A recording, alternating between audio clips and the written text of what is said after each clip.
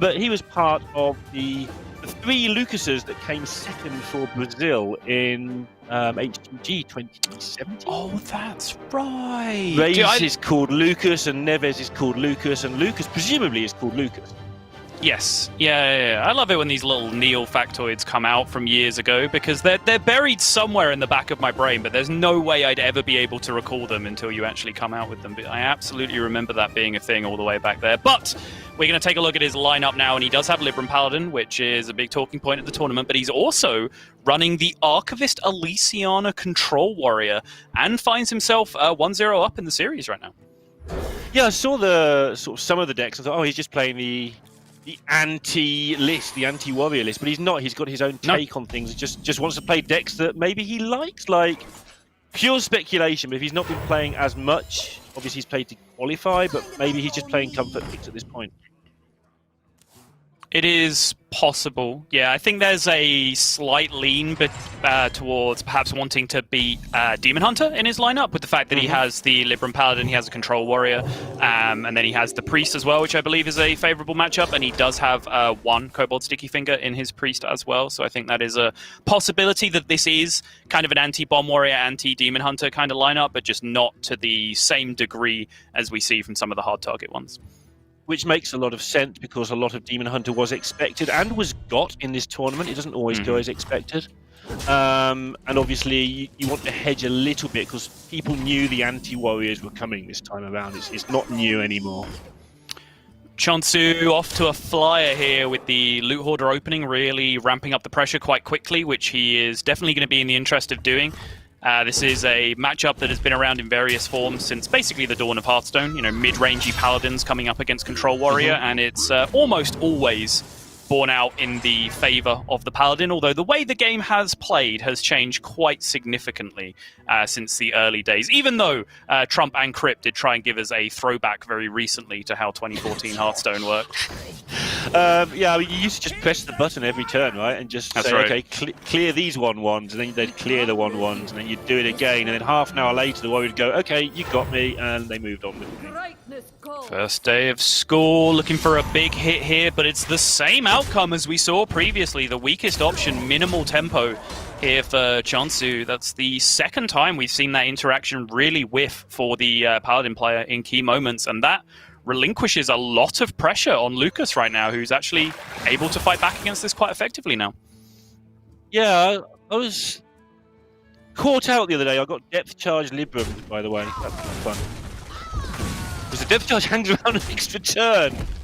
It's not Doomsayer. Right, sure. You think of it as just Doomsayer, right? But it's a totally different card. Anyway, continuing with the beatdown, you're saying that Lucas is doing okay here. I'm not sure he is. He's playing at some pace as well. They are. It's off to a very, very rapid rate right now. We can see again there's a Kobold Sticky Finger in this Control Warrior as well, which is pretty standard, to be honest. I think when you play Control Warrior, you're trying to deal with the sort of decks that make sense for you to play a Kobold Sticky Finger, especially when you have the opportunity to tutor it out with that Ankar specifically, one of the better decks, to just be able to be running that as a vanilla card. Yeah, and it's just one of those meta games where it's very rarely actually a terrible card. There's so many weapons you can steal and do things with, just in general. Even if you steal like a rogue dagger or something, it's very rarely just a 4/4 for 5. We've had Harrison metas a bit like this as well. So yes. If you're trying to do something and your backup plan is it's not too bad, that's great. che0nsu now just going to start popping off with these Penflingers just a little bit. Does have that 0-mana Libram in hand to be able to get that persistent damage going, and every time he runs through this cycle, he is also discounting those Devout Pupils that he can continue to use as tempo minions. But right now, he only has about 2 or 3 turns more of pressure currently in his hand. I'm not really counting the Salet's Prides or the minions that would be pulled off the Salet's Pride as significant pressure, because they're all going to get swept up by risky skipper kind of stuff anyway, most likely. So he is going to need to hit some gas pretty quickly if he's going to be able to keep this going against Lucas. Yeah, something I want to keep an eye on all of this weekend is how pen flingers actually do. They feel great. You're flinging pens and you're flinging more pens and the pens get flung. But at the end of it, do you actually get value for your mana? And that's what's really important in this deck. And this is one of those games where we might be able to keep a really good eye on that. Like, if the deck works how people claim it does, this pen flicker should actually get a load of damage done and be a factor in the game. But it might not be. Well, I think the way to look at the pen flingers in this deck is, as we were talking about before, like Hearthstone used to be in a place where if Paladins floated some mana each turn, they could just press their hero power and feel fine about that, right? But the game's progressed past that, where generally decks are too fast and too efficient to be just summoning a dude every turn really does anything. So instead, that floated mana is being spent on pen flingers every turn, when it can actually be weaved in, which actually have the potential to do something impactful as opposed to getting those hero powers down. So this turn now, where che0nsu has had to spend mana on a hero power, I would consider, you know, a small defeat for che0nsu in playing this deck. Yeah, and the cards in hand are still a turn behind where he would like to be, I feel. Yeah. You know, this pupil's not on the board, it still costs 3. This second pride is somehow still in hand and not on the board. It all feels like half a turn behind where the Dream Paladin would be. The Dream Paladin. Yeah, I wonder if such a thing may even exist. Yeah, probably just to somebody. Maybe Cora. I do think Lucas's timing on this Risky Skipper is going to be very important. This is now the 3rd turn, I believe, where he's considered playing it, and he's actually choosing to pull the trigger here. He does get a very nice potential Shield Slam combination out of this if he wants to, or alternatively can just go with the Witchy Lackey turn for a ton of tempo instead. And I do like him taking the opportunity to actually see some tempo here, because as small as this may seem, forcing the Paladin to play from behind on board is a really important thing to do. And now, from Lucas's perspective, you're expecting to get pen flinger down this turn. Obviously, Lucas kind of high rolled here by getting the stealth minion, which is a very, very big deal. But he kind of wants che0nsu to take a slow turn here. And yeah, I think you just saw Lucas's mouse movement spoiling the end of this sentence, which is he wants che0nsu to take a slow turn here to actually react to his board, so he can just jam the Rattlegore on the following turn. So I think this is a 1-2 punch from Lucas that has actually been set up very nicely here. Yeah, and the other way works too. If he doesn't take it slow and just spams a whole load of minions to try and go, oh no, you're on 39, I better do something, then the Brawl is sitting there in wait. So he's kind of covered both ends of that argument. Yeah, I think this is a pretty clean setup. che0nsu is still doing the best he can here. It's honestly a fairly impressive turn. You can imagine the world where this wasn't a stealth minion that came down here, and he would have had a very, very impactful turn with this discounted Devout Pupil as well. But regardless, it doesn't look like nearly enough damage thrown on board to discourage this Rattlegore. Yeah, the million armor nicely set up there to just allow this to happen. It's like, okay, yeah, hit me for what, 10? Woo, go, bring it, bring your 10. See if I care. And don't get me wrong, you can't take many 10s in 39, but you can take at least 3. That's how maths works. I agree. And the Rattlegore obviously there just for the game now, unless che0nsu is playing an owl, so I actually haven't checked the list. So I was only waiting to cast this for about 4 hours. che0nsu is not playing Iron Beak Owl in his deck. Yeah. I saw one earlier and it's made me have to check every single time now, so yeah. That's but no, fair. he is not. I think it was Rivius who was, so... Yep. And what a difference it would make, actually. Yeah, it would make an enormous difference, right? Like, this is exactly, I think, the design intention of Rattlegore. I actually really like the design behind this card, where if you can find the one turn to get it down, it's a minion that then remains resilient to all of your kind of symmetrical removals as warrior, right? Whether it's Plague of Death, whether it's Brawl, whether it's Blade Storm, whatever it is you end up using, just having that persistent death rattle effect hanging around on board is just your big payoff for actually finding that turn to play a super slow minion. So it just fits so nicely with the strategy of what Control Warrior is trying to do. Yeah, indeed. Just be very careful when you put it down against Priest. Yes, Things indeed. get nasty really, really quickly if you go that route. che0nsu doing his level best here to try and make something happen, but again, as I mentioned, he only really had those 2 or 3 turns worth of pressure, and he has managed to kind of eke it out to the point where he still has a Libram of Hope remaining here, and he's actually been representing decent pressure on every turn. But you can see the rest of his hand just really not achieving anything right now in terms of being able to pressure Lucas effectively. Yeah, doing the APM thing, and in fairness to the Flingers, they have flung a lot this game. They have. There must be, I don't know, 12 is the number just generated straight from the back of my RNG brain. But yeah, it's not enough at the moment. It's keeping him in it though. Like he's getting to the point where he can just say, "Your Rattlegore doesn't scare me. I'm just going to ignore it." Yeah, if he can, he only has 7 cards left remaining in his deck, so if he can find Liadrin soon, for example, to actually pick up some more resources, and he's able to hit the hopes and doesn't just straight up fill his hand with the Librams of Wisdom, then maybe that couple of extra threats will be good enough to get him over the line, but right now he is just kind of losing the game to an 8-8. Yeah. Yep. And the owl on the other side will actually be pretty relevant as well, potentially. Yeah, who's actually the control deck here, Neil? Yeah. It's all slowly coming apart for che0nsu. Wait, are these Penflingers not coming down this turn? What's happening? Has grand designs for this broomstick, I think. Penflinger, Hand of Adal, Broom. Okay, yeah, I see it. This makes sense. Gets rid of the 8-10, turns it into a 7-7. An amazing card. Yeah. Pushing face here to cut into the potential shield slam, which I do respect, but turns out Lucas has the coerce as an answer anyway. Well, now he has shield block as an answer as well, which I'd imagine might mean he's going to use the shield slam here instead, because it's the more situational of the two fairly universal removals that he has in hand. Yeah, especially if he's going to lose this game, he loses it because he loses armor, and that means he doesn't use the shield slam later. Like, he's not going to lose this game most likely, but the situation where it goes wrong is the situation where the armor somehow vanishes. So stop that from happening. How irritating is it?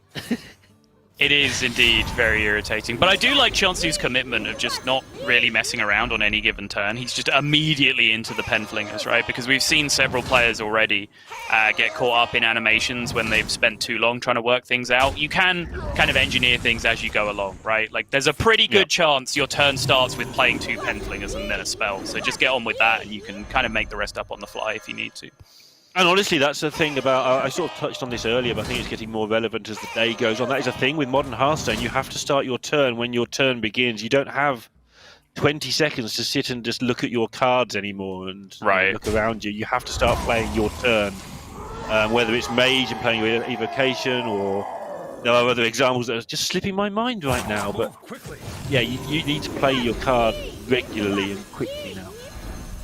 And you'll at some point hit a think, maybe a secret passage, you play a secret passage because you know you're playing it, and then you have to sit and think about the 4 cards you're looking at. But che0nsu continuing to give it the good old college try. But I believe that is another Kobold Sticky Finger found off the top. Yep, not really the matchup that you are looking for max value here, but it's max value that he does end up finding, hitting both of the Libram of Justice weapons with these 2 Kobold Sticky Fingers. I think this is showing, though, that this try has been a good one. Like, I think Lucas he's never been in trouble, but a couple of top decks has made it a lot easier for him. Yeah. He's always had a bit in hand, but not a lot. So it does show the importance of hanging in there. Yeah, and I do also think it's looked fairly straightforward from a point for Lucas, but it's been straightforward since he got the Rattlegore down. And the Rattlegore is a thing he earned this game, because up before that point, he considered playing Risky Skipper on 2 different turns before that, where it actually was picked up out of his hand at various points. But instead, he turned that down just to make sure he had the setup of the 1-2 punch of Tempo Swing with Risky Skipper into relieve some of the board pressure into play Rattlegore, which is a curve that he played out very, very nicely. And then from that point, he just really hasn't had to do that much else because he's been ahead on board the entire time. And yep, che0nsu is going to tap out at that point. And it's going to be a pretty quick 2-0 going up there for Lucas in the matchup that, honestly, I would have expected him, just on kind of old school Hearthstone philosophy, to have struggled in potentially the most out of his lineup with the Control Warrior going up against the Libram Paladin. But that's why Rattlegore is included. That's why it's not only a core card in Control Warrior, but it's also coming in as a tech card in the Bomb Warrior lists who are scared of the Conquest counter strategies that are coming out, because it's just an incredibly powerful win condition if decks aren't bringing in Owls or Transform effects, or Tinkmaster Overspark even, as someone I know brought up the other day as a possibility. It's a card that comes back from time to time, and I certainly have had my eyes on that now for a week or so as a card Against Paladin in particular, it could just wipe out all those Librams in one go. Maybe it's better than Owl. But worth pointing out, he has also won the reverse of that. He has actually won with his Paladin against the opposing warrior. That's what the first game was. Oh, okay. Interesting. So he's kind of proved his point that today I am better than you at that matchup. Yeah, fair enough. And che0nsu is running a control warrior as well, right? Yes, he is. He's at least running a Rattlegore version. Yeah, it's not quite as yeah. Elysiana-y, but yes. Yeah. In fact, yeah, it's good enough. So he did get 2 goes at it and win them both from each side. That's usually a comprehensive I told you so, no matter anything else about the conversation. Yeah, bragging rights at the very least. But now he's going to move into a matchup that's kind of gone through the ringer in terms of how people regard it, at least in terms of Grandmasters casters, because we started off saying, yeah, it seems like a good matchup for the Demon Hunter, and our producer, Abar, was the only original voice of dissent, where he said, no, it's mage favored. But then honestly, for the last 4 weeks, I think the 4 weeks at the end kind of contributed from closing the gap from like a 60% matchup all the way to almost being a 50-50. You'll know better than me, being the keeper of the statistics.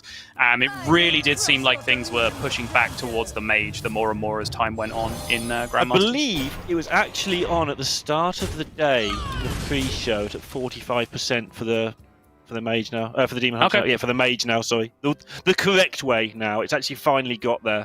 Okay. I only said that 3 different ways, but yeah, sure. Somebody somewhere will pick that out. Yeah. The people at home can just decide which of the 3 things you actually meant. Just confirmation bias, anyway. It'd be fine. Like yeah, listening exactly. to Crane this morning saying that Mage was like 3,000% against Rogue or something, and then watching his viewers say, "But I've never beaten Rogue with Mage." Like it was a very fascinating experience.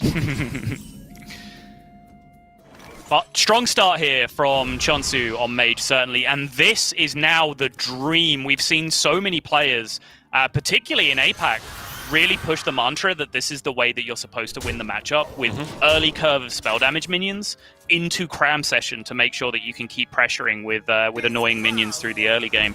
However, the big kicker to be able to deal with that situation is Shard Shatter Mystic, which Lucas does immediately have as a response, meaning che0nsu is going to have to start all the way from scratch again.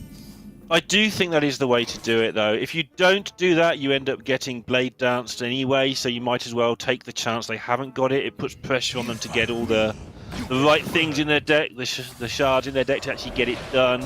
It just gives you a plan, and he's still got like a backup plan. He's not out of this game. He's still cleared a board and got Jandis to come.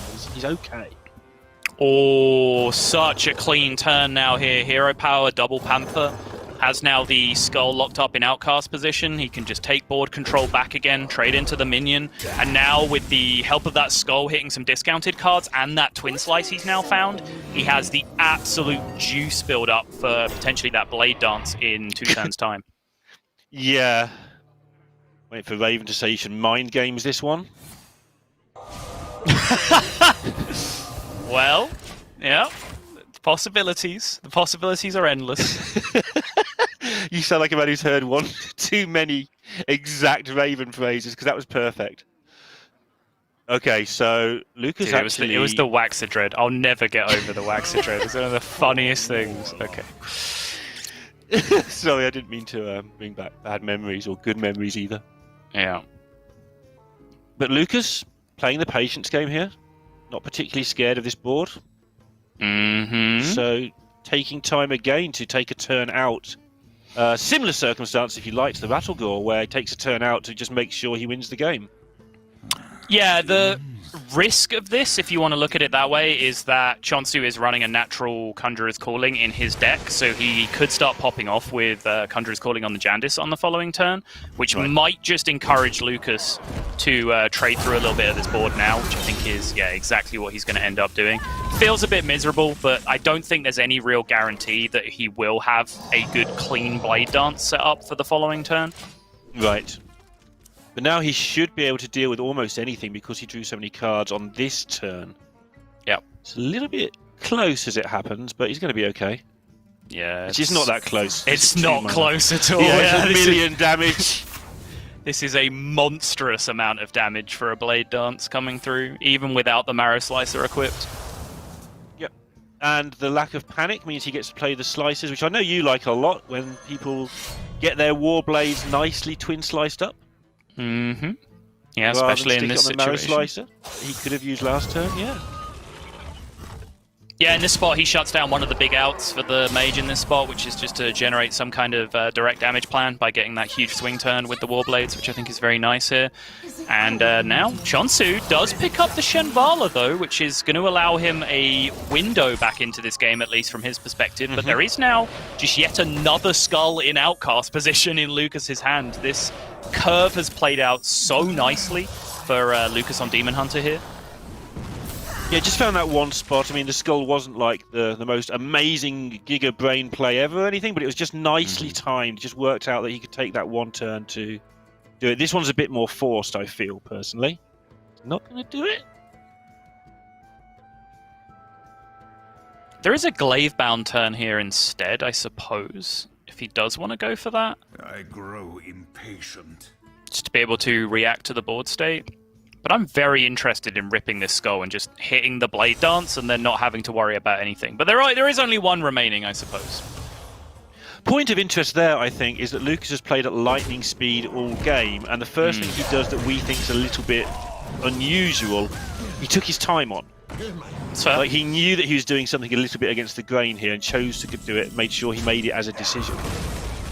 yeah, it's interesting because I think the only minion that really needed reacting to there was the Apprentice. I think with the hand size so low and with evocation costing 2 at this point, you could afford to even leave up the Shenvala, which you always had the weapon attack to hit the Apprentice. So it seemed like a fairly low-risk, high-reward skull to me, which could potentially preserve all of that damage to go face and end the game. But I'm not going to argue with it too much because I think Lucas's position is very comfortable here. So, you know, when your position is comfortable, simplify things, right? Take the safe line if you want to look at it that way. It makes perfect sense.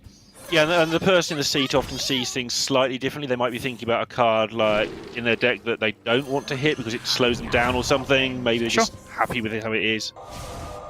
He saw the line that he sees winning the game because of the low cards that che0nsu has. Yeah, che0nsu needs to hit the absolute nuts off of this Cyclone, and I don't think any of that really fits the bill. Not enough. Not quick enough. And honestly, I've been pretty impressed with Lucas here. Player we haven't seen for a long time. We know he's got quality from back in the day. That's right. But he's done this very tidily from what we've seen. Yeah, love this. Unlock the Consume Magic in Outcast, drop the Blood Mage Thanos. Your opponent has one glaring issue right now, and it's a lack of those quite useful card things that people quite like to have in their hand. So silencing the Blood Mage Thanos does seem very effective here. Smash face for 9 more damage. Set up lethal for yourself on the following turn. Very nicely done. Gonna get himself to 4-0 unless something crazy happens. It is Mage, so I guess I should bite my tongue a little bit. There's still Solarian Prime in the deck somewhere, which is, I've heard, a reasonable Hearthstone card. Yeah, Actually, I've heard it's an unreasonable Hearthstone card. It is a very unreasonable Hearthstone card. That is correct. So che0nsu is playing to that particular out. And there's other stuff. I mean, there might be a box materialised from somewhere. But it is officially all too late. Even before that Chaos Strike draw off the top. 4 on the weapon equipped, 6 more damage from Chaos Strikes and Twin Slices, and then the Hero Power was going to end the job anyway. So that is about as simple and clean a 3-0 as you are ever going to get. Yeah, and I believe that game 1 was also a rapid game, just from the information we've been given. So, absolute thrashing there by Lucas, goes to 4-0. And honestly, with the look of the Americas region in general and how much prize money they've generated through the year, like, that's just how it is. He's got every chance of becoming a Grandmaster if he continues this through tomorrow. He absolutely does, yeah. We were just talking about some of the statistics and how, you know, most of the current players in the top 8 positions have either not qualified, not performed well, or are just straight up AFK in this tournament, which means that the spots are basically up for grabs for any Americas player that's able to make a top 8, a top 4, and particularly with the amount of spots that are opened up in the Americas region because of ETC's retirement. So that means that Americas players hanging out in these top 16 and even, you know, top 32, top 48 around this position in the Swiss have got every possible chance of throwing something together to become our next Americas Grandmaster. Did you get any further than level 48 on your hunt for 4 players, or did you give up at that point? Yeah, that's when I quit. But yeah, looking at that leaderboard, it is quite a lot of European players again going there. Good to see Paradox going 4-0 and Give Please 4-0. If you want to read about those people, you can see it on the website. And what is that website, Lorinda? Where should people go if they're looking? Probably for it's your wonderful articles? playhearthstone.com these days. There you go. I'm sure I've got that wrong several times in the past. But yeah, lots of standout names here. Gabby, of course, is a player that I've picked in a previous Masters Tour. I think he is on track to being one of the best players in the world. It might be 18 months, 2 years down the line, but I'm fully in belief that he will get there if he sticks it out with Hearthstone. Zanananan is right up there as well. And Inner making another big performance as well, a name that perhaps isn't getting enough credit for how much he's sticking around in these Masters Tours and putting together some good results.